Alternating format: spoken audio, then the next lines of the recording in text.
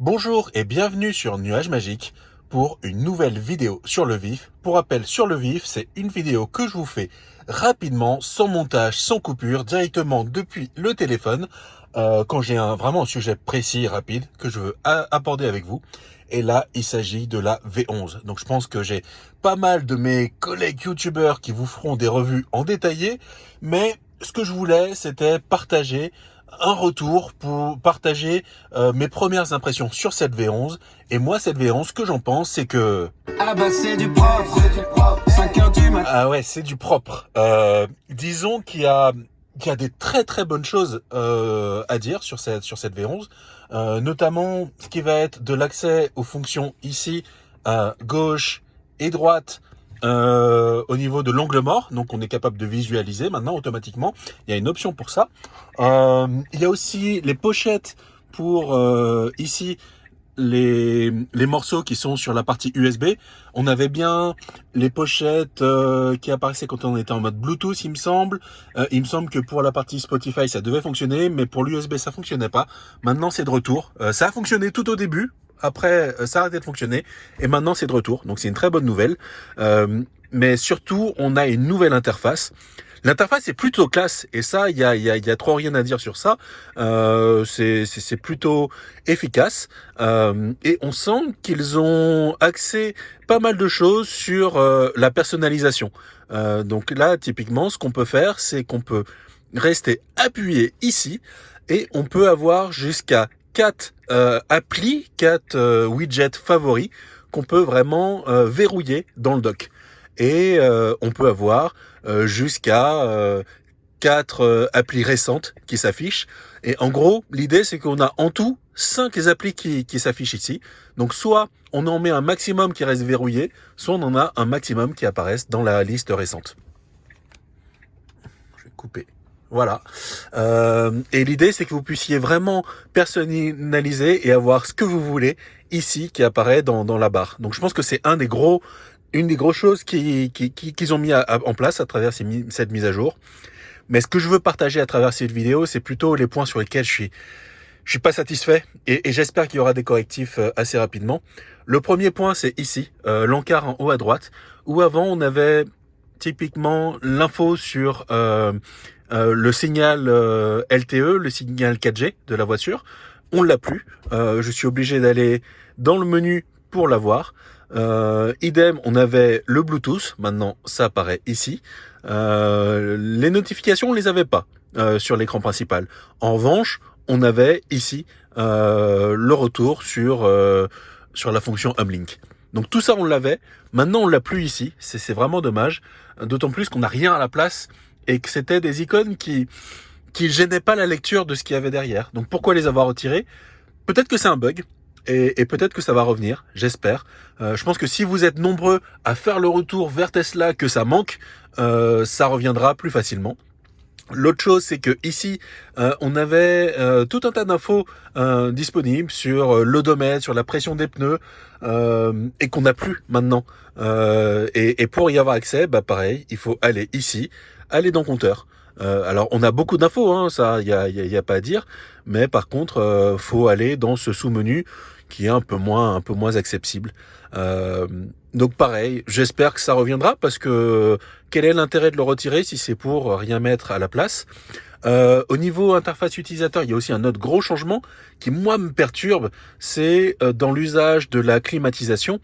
Avant, si jamais je voulais allumer ou enlever le mode synchro, donc avoir la même température à gauche ou à droite, il me suffisait de cliquer et là, j'y avais accès. Maintenant, quand je clique, j'ai accès à des infos de paramétrage, mais pas directement à cette fonction-là.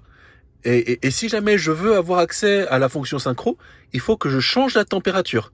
Par contre, on voit que là, pour le changement de température, le bouton, il est hyper sensible. Alors, il faut essayer d'appuyer sur les petites flèches, mais quand on a des gros doigts, on n'y arrive pas forcément. Donc, c'est hyper sensible, et c'est là, avec séparé, qu'on va pouvoir synchroniser la température à gauche et à droite. Encore une fois, une chose qui était géniale avant, c'est que quand on synchronisait la température de gauche et de droite, on n'avait plus qu'un seul indicateur qui apparaissait. Alors, je pense que ça, c'est un parti pris. Le fait d'avoir deux icônes, ça permet aux passagers de changer plus facilement. C'est plus proche de lui. Moi, c'est plus proche de moi. C'est peut-être ce qu'ils ont voulu. Mais du coup, ça prend plus de place. Donc voilà, est-ce qu'on perd des fonctionnalités en accès rapide? Peut-être. Là, c'est un parti pris. Là, ce qui manque là, c'est vraiment un manquant. Alors que là, c'est un parti pris. Et là où je trouve que c'est dommage, c'est que, vous avez vu, j'ai replié la partie musique. Là, j'étais sur l'USB.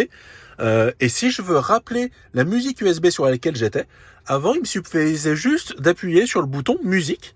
Et là, j'avais le panel de toute la musique et dont la dernière source de musique que j'avais lancée. Et là, je l'ai pas en un clic. Si jamais je veux retourner sur la fenêtre USB sur laquelle j'étais, là, je peux pas parce que j'ai pas assez d'historique dans les applis récentes. Donc, si jamais je mets par exemple Spotify, ça va me basculer sur Spotify alors que j'étais sur de l'USB. Et là, il faut que je retourne ici et que je mette USB. Sinon, l'autre solution, ça aurait été d'aller dans l'espèce de chemin d'accès à toutes les applis et que j'aille sur USB et ça aurait fonctionné pareil. Donc ouais, et puis pareil, le fait de pouvoir naviguer plus ou moins facilement entre les différents tailles d'écran dispo, voilà, ça se fait un peu moins bien. Et le gros truc qui m'embête, moi, c'est l'accès au mode Bluetooth. Ça m'a vraiment embêté tout à l'heure. Le Bluetooth, c'était très très simple. Maintenant, on se pose un petit peu des questions. Ici, on voit Bluetooth. Donc, spontanément, on se dit, c'est peut-être le réglage du Bluetooth. Mais non, quand on fait Bluetooth ici, c'est la source audio Bluetooth. Et quand on veut connecter à notre téléphone, on peut le faire en cliquant ici, mais ça fait encore des clics en plus. Et donc là, j'ai typiquement accès à l'iPhone de ma femme. Mais c'est pas comme ça qu'il faut faire. Quand on veut connecter un Bluetooth, il faut aller ici et aller ici. Et là, on retrouve le fonctionnement qu'on avait avant. Donc voilà, ça c'est des choses qui devraient, j'espère, être rapidement améliorées. Mais je le redis, le fait qu'on ait accès ici à gauche et à droite à la vue de ce qui est de l'angle mort, c'est une super chose. Mais on n'avait pas besoin de tout ça. Ils auraient très bien pu le faire sans avoir tout ce changement-là. Ils l'ont peut-être fait un peu rapidement, tout ce changement, toute cette V11. Donc on est peut-être encore sur une espèce de semi-bêta public non dit et qui aura des ajustements. J'ai vu quelques petits bugs d'ailleurs. Et puis l'autre chose que je voulais partager aussi, si je me rappelle bien, c'est quoi j'essaie de me rappeler. Ah oui, l'accès maintenant. Ouais. Une autre info qu'on n'a pas, c'est que quand on est sur l'écran principal, on ne sait pas si la dashcam est activée et si elle est fonctionnelle. Ça, je le sais pas. Alors qu'avant, on avait bien le rond qui permettait de savoir, le rond et puis l'autre icône à côté qui permettait de savoir si l'USB fonctionne comme il faut, si la dashcam est fonctionnelle. Donc là, il faut que j'aille ici pour voir ce qui se passe ou pas. Par contre, ce qui est bien, c'est que maintenant, même en France, on est capable, depuis le smartphone, d'avoir accès au flux vidéo de la Model 3. Alors, c'est vraiment en basse résolution, mais ça peut rendre service. Donc ça, c'est un bon point. Mais encore une fois, il n'y avait pas besoin de tout ce revamping de l'interface utilisateur pour y avoir accès. Voilà. Donc, je vous dis à la prochaine sur Nuage Magique ou sur toutes les autres chaînes pour avoir des infos en détail sur toute cette V11. À la prochaine.